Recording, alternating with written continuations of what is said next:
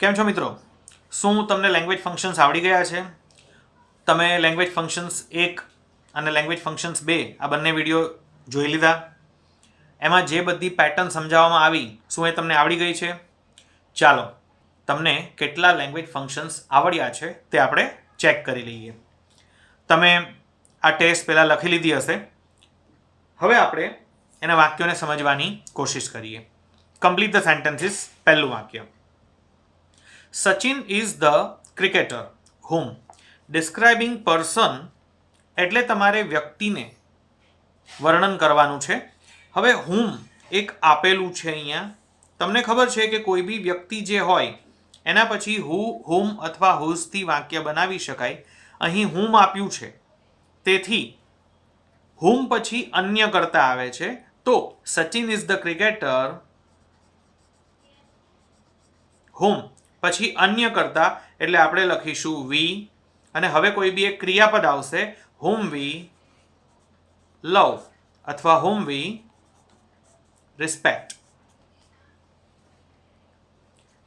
કોઈ પણ કરતા અહીંયા ચાલી શકશે અને અહીંયા કોઈ પણ લાગુ પડતું હોય તેવું ક્રિયાપદ. તમે ત્યાં નામ પણ લખી શકો છો. Sachin is the cricketer whom my father likes, whom Rahul likes. I visited Gandhinagar which. Describing place છે, અહીં which આપેલું છે. which પછી પણ તમને ખબર છે કે who ની જેમ જ વાક્ય બને છે. તો હવે આપણે which પછી લખી શકીએ which is the capital of Gujarat. અથવા તમે લખી શકો which is situated near Ahmedabad. હવે ત્રીજું વાક્ય: ધો હી રેન ફાસ્ટ. કોન્ટ્રાસ્ટ એટલે વિરોધ દર્શાવતું વાક્ય આપવાનું છે. આગળ ધો આપ્યું છે. ધો પછી કર્તા તરીકે હી છે એટલે પાછળ પણ આપણે કર્તા હી લખી શકીએ. ધો હી રેન ફાસ્ટ હી. હવે એ ઝડપથી દોડ્યો છતાં પણ શું? તો છતાં પણ એ બસ ચૂકી ગયો. હી મિસ્ડ ધ બસ. હવે તમે એ જ વાક્યને અલગ રીતે લખવું હોય તો ધો હી રેન ફાસ્ટ કોમા પછી તમે લખી શકો હી couldn't reach in time. 4 નંબરનું વાક્ય: I worked hard. Contrast. Contrast એટલે વિરોધી. હવે આમાં આગળ કોઈ સંયોજક આપેલું ન હતું, તેથી આપણે વચ્ચે બટ લખી શકીએ. I worked hard but. હવે બટ પછી આગળ કરતા I હતો તો પાછળ પણ આપણે I જ લખીશું. I worked hard but I failed but I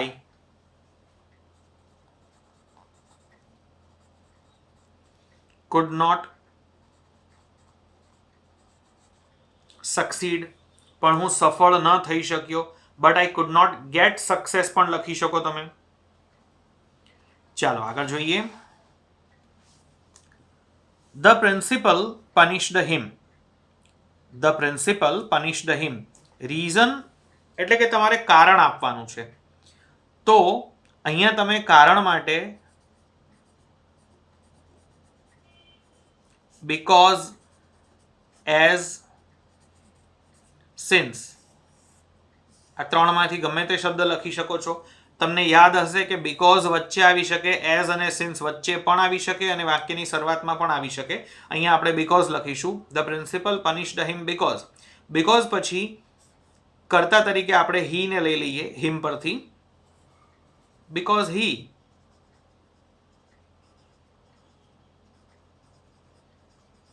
મિસબિહેવ્ડ. તમારે અલગ વાક્ય લખવું હોય તો કરતા એ જ રહેશે. Principal punished him because he didn't do his homework.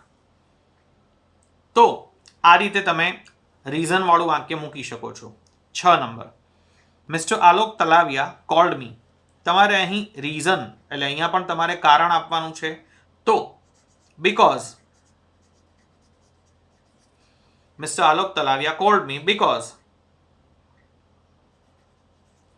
he wanted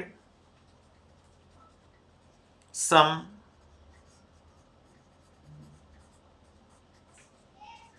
information. જુઓ, આલોક તલાવિયા માટે અહીંયા કર્તા તરીકે આપણે he લખ્યું છે. અહીંયા ભૂતકાળ હતું તેથી અહીંયા પણ આપણે ભૂતકાળ રાખ્યું. મિસ્ટર આલોક તલાવિયાએ મને ફોન કર્યો કારણ કે એમને હવે ભૂતકાળનું ક્રિયાપદ લખી દીધું અને એને અનુરૂપ વાક્ય પૂરું કરવા માટે મેં શબ્દો લખ્યા છે. હવે તમે બીજું વાક્ય પણ લખી શકો છો. તો mister Alok Talaviya called me because he needed some help. હજુ એક વાક્ય લખવું હોય, he wanted લખ્યું છે, અહીંયા પાછળ લખી શકો છો તમે because he wanted to meet me. તો રીઝન એટલે કે કારણ દર્શાવતું વાક્ય તમે બીકોઝ અથવા એઝ અથવા સિન્સ ગમે તે લખી શકો છો. પછી જે તે કરતા આવશે અને ઉપર જે ક્રિયાપદ હશે તો ઉપર ભૂતકાળ હતું તો અહીંયા બી આપણે ભૂતકાળ લખ્યું છે. Neeraj was so busy. હવે અહીંયા રિઝલ્ટ થી વાક્ય બનાવવાનું છે. તો સો જ્યારે આવે અને એના પછી જો વિશેષણ આપેલું હોય તો પાછળ તમારે ધેટ લખવાનું હોય છે. સો ડેશ ધેટ. તો Neeraj was so busy that પછી કર્તા ક્રિયાપદ આવે છે. આગળ નીરજ હતું તો આપણે અહીંયા કર્તા તરીકે he લખીશું. Neeraj was so busy that he, અહીંયા ભૂતકાળ છે તેથી didn't get time for lunch. Neeraj એટલો બિઝી હતો કે તેને લંચ કરવા માટે સમય ના મળ્યો. Neeraj was so busy that, ફરી પાછું આપણે કરતા he લખીએ. he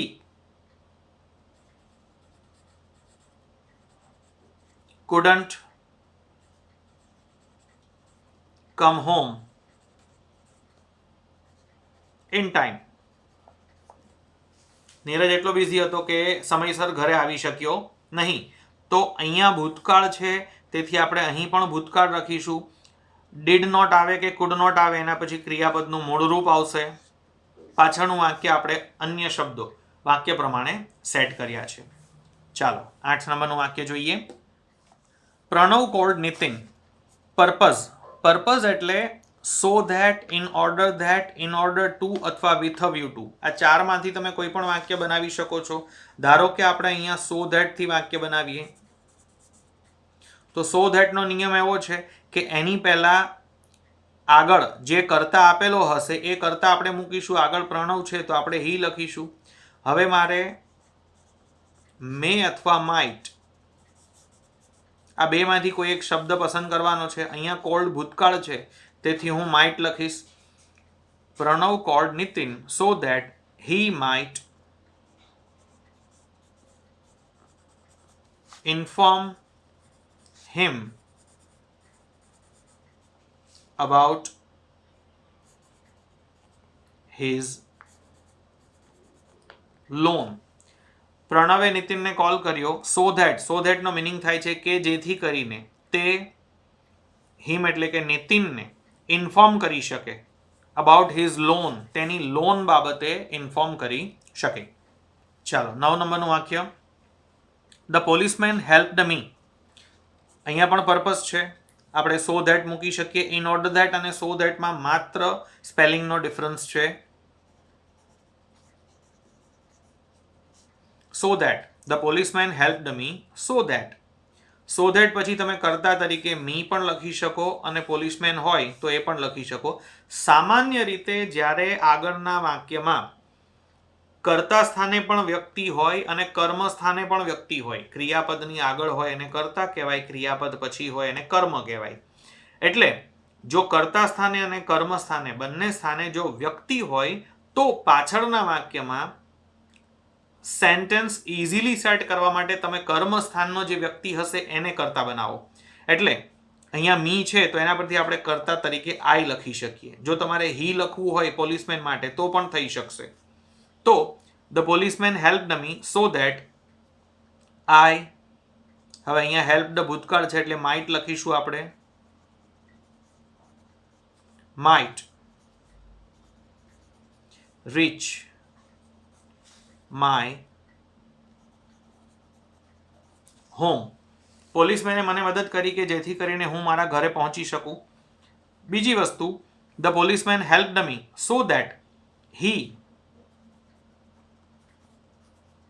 might.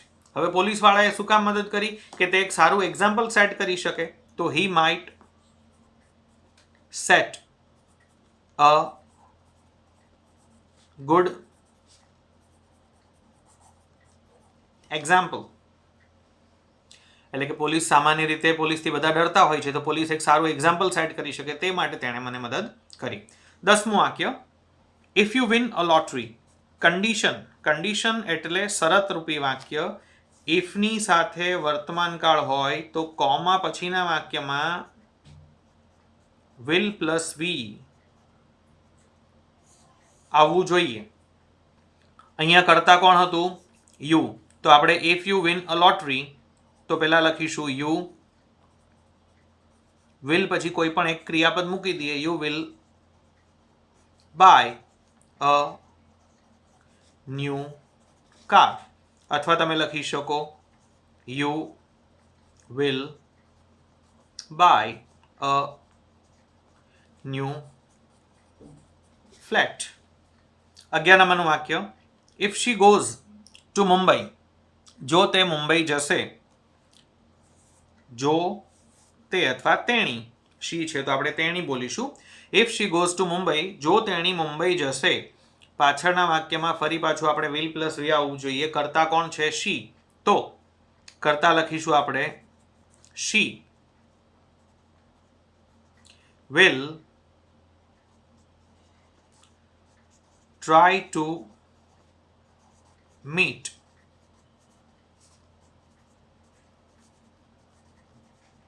Mr. Bachchan. She will meet Mr. Bachchan. તેણી મિસ્ટર બચ્ચનને મળશે એવું પણ આપણે લખી શકીએ, પણ આપણે લખ્યું છે she will try to meet, એટલે મિસ્ટર બચ્ચનને મળવાની કોશિશ કરશે. તમે બીજું વાક્ય લખવું હોય તો પણ લખી શકો છો. If she goes to Mumbai, she will visit. હવે મુંબઈની કોઈ પણ એક જગ્યાનું નામ લખી શકીએ આપણે. she will visit SL World, she will visit Flora Fountain, she will visit Shoppers Stop, whatsoever. તમારે જે પણ જગ્યાનું નામ લખવું છે, કંઈ ખાધું હશે તો આપણે એવું લખી શકીએ કે she will eat અથવા take a dinner. જગ્યા અથવા રેસ્ટોરન્ટનું નામ લખી શકીએ એટ તાજ. તો if she goes to Mumbai, she will take a dinner at Taj. She will try to meet Mr. Bachchan.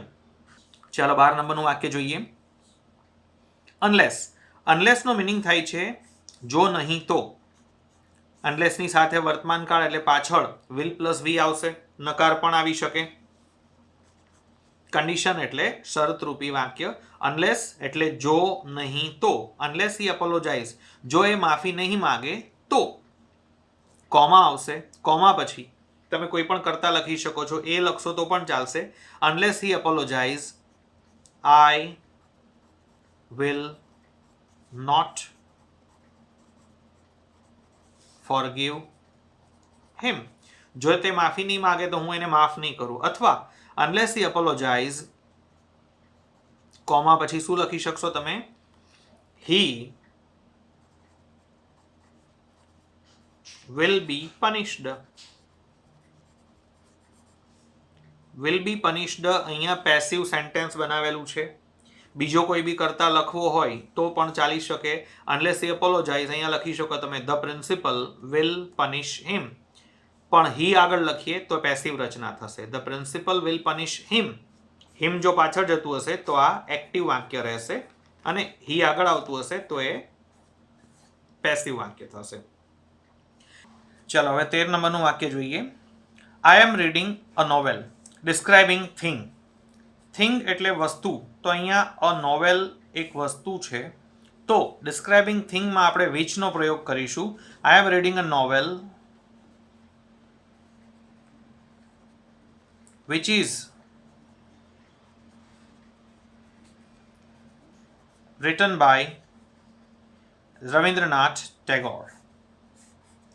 હવે તમે જરૂરી નથી કે આ જ રીતે વાક્ય લખો, તમે એવું પણ લખી શકો છો, which is very costly. તમે એવું પણ લખી શકો છો, જો આગળ કરતા લખવો હોય તો which you gifted me. તો આઈ એમ રીડિંગ અ નોવેલ, એના પછી WH વાળો કોઈ બી શબ્દ આવવો જોઈએ, આમાં વિચ જ આવશે. વિચ પછી જો ક્રિયાપદ હોય તો પેસિવ રચના રહેશે, નહીતર પછી બીજો તમે કરતા લખી શકો છો, which you gifted me. She had a cellphone, describing thing, ફરી પાછું સેલફોન છે તે એક વસ્તુ છે, અહીંયા લખી શકીએ આપણે which you gifted her. ચાલો હવે બીજું વાક્ય જોઈએ. શી હેડ અ સેલફોન પછી which you gifted her લખ્યું છે, એને બદલે બીજું લખવું હોય તો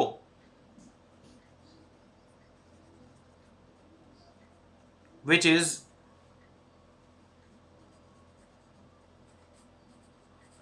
unique.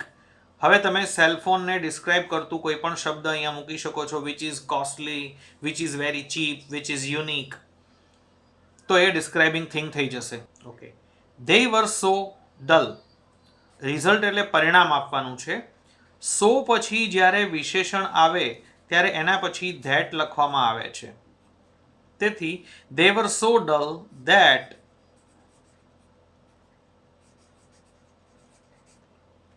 they could not pass. તેઓ એટલા ડલ હતા કે તેઓ પાસ ન થઈ શક્યા.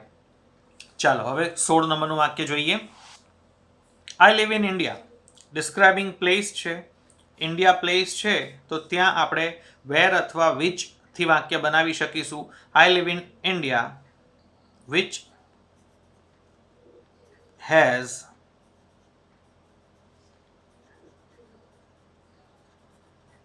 an ancient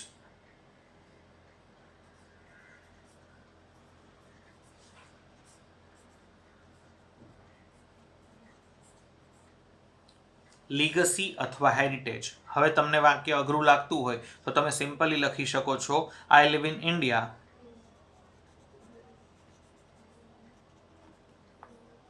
which is in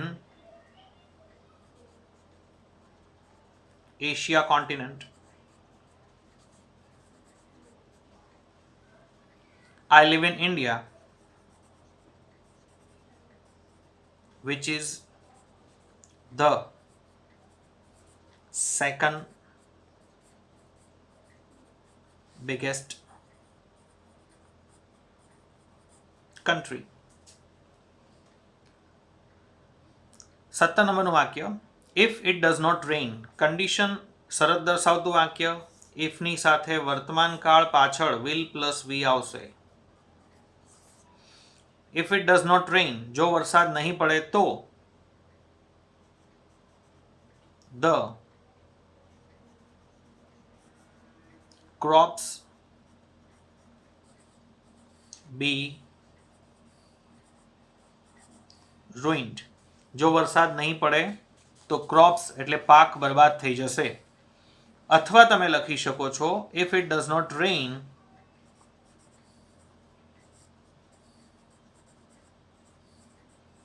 the farmers will be in problem. Though Virat played well, contrast. ચાલો 18 નંબરના વાક્યમાં કોન્ટ્રાસ્ટ એટલે કે વિરોધ સૂચક શબ્દ ધો આપ્યું છે, પછી કોમા આવશે. ધો વિરાટ પ્લેડ વેલ. હવે પાછળના વાક્યમાં તમે વિરાટ માટે કરતા લખી શકશો હી, અને વિરાટને જો આપણે ટીમનો કેપ્ટન લખીએ તો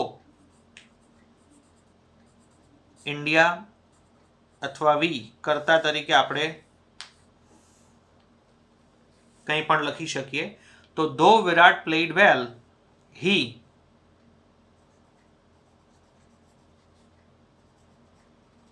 કુડન્ટ વિન. અહીંયા પ્લેડ ભૂતકાળ છે તેથી આપણે કુડન્ટ લખ્યું છે. ધો વિરાટ પ્લેડ વેલ, હી કુડન્ટ વિન, અથવા ઇન્ડિયા કુડન્ટ વિન, અથવા વી કુડન્ટ વિન. 19 નંબરનું વાક્ય મયુર. મયુર પછી બ્લેન્ક આપી છે અને પાછળ વાક્ય છે ઇઝ માય ફ્રેન્ડ. એટલે પહેલા એ વાક્ય સમજો કે મયુર ઇઝ માય ફ્રેન્ડ. હવે તમારે ડિસ્ક્રાઇબિંગ પર્સન કરવાનું છે. તો અહીંયા હું હુ, હુમ અથવા હુઝ કોઈ પણ એક સેન્ટેન્સ લખી શકું છું. તો મયુર કે જે, તો મયુર હુ lives in Surat is my friend, અથવા મયુર whom you called is my friend, અથવા મયુર whose father is an actor is my friend. આ રીતે તમે વાક્ય બનાવી શકો છો. 20 નંબરનું વાક્ય ધ બુક. ઉપરના વાક્યની જેમ જ છે. ઉપર મયુર વ્યક્તિ હતો, અહીંયા ધ બુક વસ્તુ છે. ડિસ્ક્રાઇબિંગ અ થિંગ છે. વિચ થી આપણે વાક્ય લખીશું the book which you are reading. પુસ્તક કે જે તમે વાંચી રહ્યા છો. The book which you are reading is very interesting. ચાલો હવે 21 નંબરનું વાક્ય જોઈએ. The city. જેવી રીતે અહીંયા ધ બુક પછી ખાલી જગ્યા હતી, એમ અહીંયા ધ સિટી પછી ખાલી જગ્યા છે, પણ એની પહેલા પ્રેપોઝિશન ઇન આપ્યું છે. તેથી અહીંયા વેર, WHERE વેર સેટ નહીં થઈ શકે. આપણે વિચ લખવું પડશે. The city in which I live. શહેર કે જેમાં હું રહું છું is known as the city of the sun. એ સૂર્યના શહેર અથવા સૂર્યપુર તરીકે ઓળખાય છે. વચ્ચે આપણે WH કર્તા અને ક્રિયાપદ. તમને આગળ વાક્યમાં સમજાવ્યું છે તે પ્રમાણે, આગળના વિડીયોમાં સમજાવ્યું છે તે પ્રમાણે અહીંયા વિચ કર્તા અને ક્રિયાપદ મૂકવાથી તમારું વાક્ય સેટ થઈ જશે. આઈ વિલ પનિશ હિમ. કન્ડિશન એટલે શરત દર્શાવતું વાક્ય. વિલ પનિશ આપ્યું છે. શરત દર્શાવવા માટે આપણે ઇફ અથવા અનલેસનો ઉપયોગ કરી શકીએ. એના પછી કર્તા અને ક્રિયાપદ આવશે. I will punish him if he comes late. જો અનલેસ મૂકવું હોય તો અનલેસનો મિનિંગ થાય છે જો નહીં તો. તો તમે એને સજા શું કામ કરશો? જો એ માફી નહીં માગે તો. અનલેસ હી એપોલોજાઇઝિસ. એપોલોજાઇઝ ક્રિયાપદને એસ લગાવવાનું રહેશે કારણ કે કરતા હી છે. તો I will punish him if he comes late. I will punish him unless he apologise. હવે છે શી વેન્ટ હોમ અર્લી. તેણી ઘરે જલ્દી ચાલી ગઈ. રીઝન એટલે કારણ આપવાનું છે. જો વચ્ચે સંયોજક લખવાનું હોય તો બીકોઝ આવે, પણ અહીંયા કારણ આગળ લખવાનું છે, તેથી એઝ અથવા સિન્સ આવશે. કર્તા તરીકે શી હતું તો અહીંયા પણ આપણે શી જ લખીશું.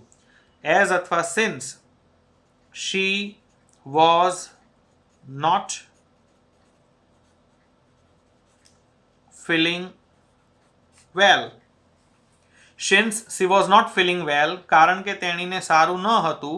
શી વેન્ટ હોમ અર્લી, વચ્ચે કોમા આવશે. તેણી ઘરે જલ્દી ચાલી ગઈ. ચાલો 24 નંબરનું વાક્ય જોઈએ.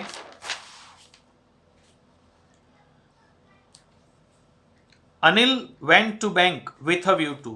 પર્પઝ એટલે કે ઉદ્દેશ દર્શાવવાનો છે. વિથ અ વ્યૂ ટુ પછી જે ક્રિયાપદ આવે એ હંમેશા ING આવે. તો Anil went to bank with a view to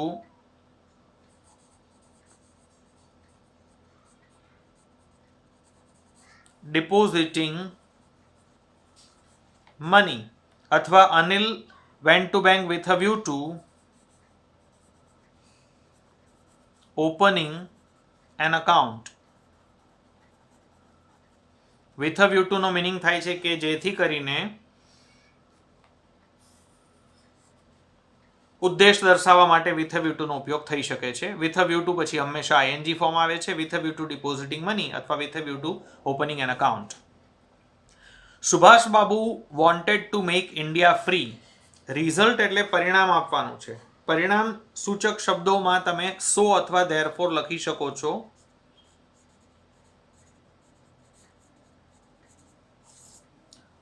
તો Subhash Babu wanted to make India free. So તેથી એમણે શું કર્યું? So he formed Azad Hind ફૌજ. તેથી તેમણે આઝાદ હિંદ ફૌજ બનાવી. તેથી તેમણે આઝાદ હિંદ ફૌજ બનાવી. Subhash Babu wanted to make India free. So અથવા therefore he formed. અહીંયા ભૂતકાળ હતું એટલે અહીંયા પણ આપણે ફોર્મ ને ભૂતકાળ રાખ્યું છે. ફોર્મ એટલે બનાવવું. he formed આઝાદ હિંદ ફૌજ. તો મિત્રો આશા કરું છું કે આ 25 વાક્યો તમને સમજાયા હશે. તમારે વધારે પ્રેક્ટિસ માટે આ 25 વાક્યો અને એના જવાબ સરખી રીતે લખી લેવા જરૂરી છે. લખીને પ્રેક્ટિસ કરો તો તમને લેંગ્વેજ ફંક્શન્સ અથવા કમ્પ્લીટ ધ સેન્ટેન્સીસ ઇઝીલી આવડી જશે. જો વિડીયો પસંદ આવ્યો હોય તો વિડીયોને લાઇક કરો અને ચેનલને સબસ્ક્રાઇબ કરો. Thank you.